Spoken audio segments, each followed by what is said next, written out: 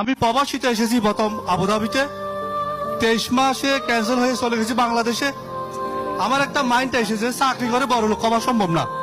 যারা বুরুজ খলিফা থাকে তারা সবাই ব্যবসায়ী। আমাদের ওমর ফারুক ভাই, দালোয়ার ভাই, শাহজাহান ভাই, হারুন ভাই, এরা ব্যবসায়ী মানে ডিএক্সের ইন্টারন্যাশনাল ব্যবসায়ী, সেই জন্য থাকতেছে।